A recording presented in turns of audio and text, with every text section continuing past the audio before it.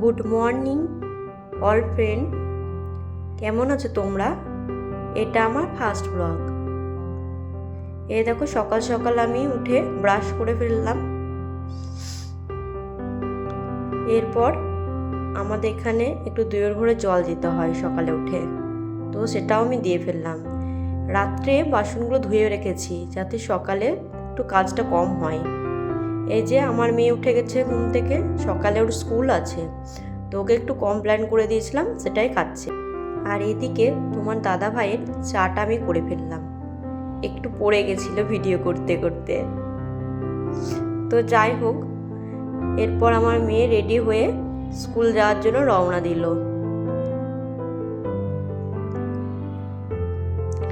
আর তোমাদের একটা টিপস দিচ্ছি, এই যে ফিল্টার চালাই, তো এটা বাড়তি জল যেটুকু থাকে একটা বালতিতে ধরে রাখবে, এর সাহায্যে তুমি কাপড় টাপড় কাচতে পারবে।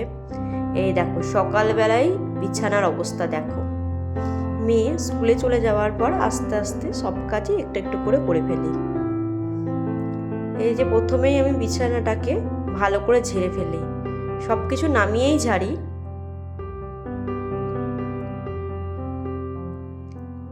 তো আমার মতো কে কে বিছানার সব কিছু জিনিসপত্র নামিয়ে ঝাড়ো বলো তো একটু কমেন্টে। আর আমি একটু স্পিডে দেখিয়েছি কারণ অনেকটাই টাইম লেগে যাচ্ছিল, তো একটু স্পিডে দেখিয়েছি, ভিডিওটা করেছি মানে স্পিডে। আর এই দেখো সামনে আয়নার সামনে এত কিছু রাখা থাকে রাত্রে দিনে সকালে, তো এগুলো একটু করে আস্তে আস্তে পরিষ্কার করে ফেলছিলাম। আর বেশি নোংরা দেখতে কার ভালো লাগে বলো। এই দেখো আমাদের জানলাটা খুললাম। আর রাত্রের বাসন তো ধুয়ে ফেলেছিলাম ঠিকই, তো সকালবেলায় সেই বাসনগুলো একটু একটু গুছিয়ে রাখি।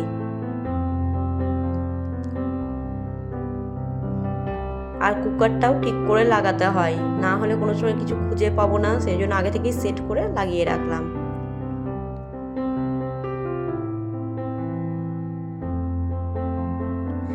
এরপর আমি একটু চা খেয়ে নিলাম। বাড়িতে তখন কেউই ছিল না, আমার হাজবেন্ড আমার মেয়েকে দিতে গিয়েছিল স্কুলে।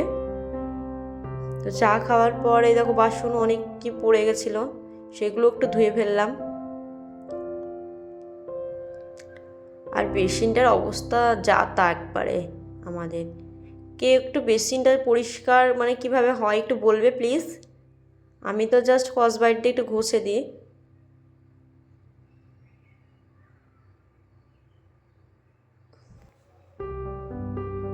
এরপর ঘরটা ঝটপট ঝাঁট দিয়ে নিলাম, ভালো করে একটু ঝাঁট দিয়ে নিলাম। খাটের তলাগুলো একটু করে ঝাঁট দিয়ে নিই প্রত্যেক দিনই। এই যে হঠাৎ করে মনে পড়ে গেল মুড়ি খাবার তো কিছু বানাইনি, একটু পরেই সবাই আসবে মুড়ি খেতে।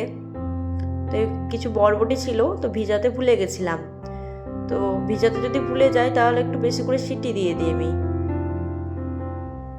বরবটির মধ্যে প্রচুর নোংরা ছিল, তো বারবার ধুলাম, ধুয়ে লবণ দিলাম সামান্য একটু। এইটাতে কিছু দিলাম না আলু টালু এখনো, তো দুটো সিটি পড়বে, তারপরে গ্যাস অফ করাবো। কিন্তু কিছুক্ষণ পর আলু ও বেগুন দেবো, তোমরা নানা রকম সবজি দিতে পারো। এই দেখো আজকে ঘরটা আমি একটু সার্ফ দিয়ে মুছবো ভাবলাম, একটু সার্ফ নিলাম, ঘরটা চটজলদি মুছলাম।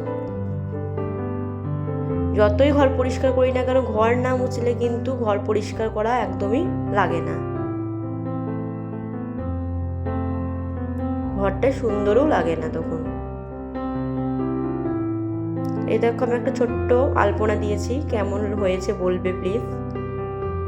তো আমরা উপরতলায় থাকি, তো নিচের তলাটাতেও পরিষ্কার করতে হবে, উপরতলায় থাকলেও উপরতলাটাও পরিষ্কার করতে হবে, নিচের তলাটাও পরিষ্কার করতে হবে, তবেই দেখতে ভালো লাগবে। সামনেই আমার একটা উঠোন আছে ছোট্ট মতো, তো সেই উঠোনটাকে একটু ঝাঁট দিয়ে নিলাম। উঠোনে সেরকম কোনো গাছ নেই, শুধুমাত্র আম গাছ আছে, আর একটা ছোট্ট পেয়ারা গাছ লাগিয়ে আনা হয়েছে, আর একটু ফুল গাছ।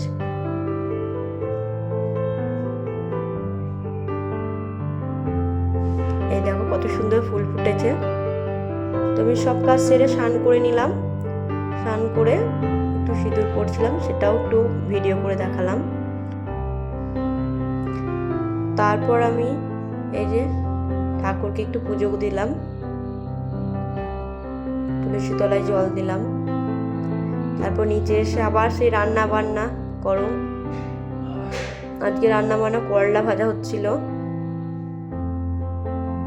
তো একটু করলা ভাজাটাই করছিলাম। এই দেখো ইঁচড় হবে, ডাঁটা হবে। তো কিছুক্ষণ পর আমার রান্না কমপ্লিট। গ্যাসটা ভালো করে মুছে ফেললাম। এই দেখো রান্না হয়ে গেছে। কিছুক্ষণ পর সবাইকে খেতেও দিয়ে দিয়েছিলাম।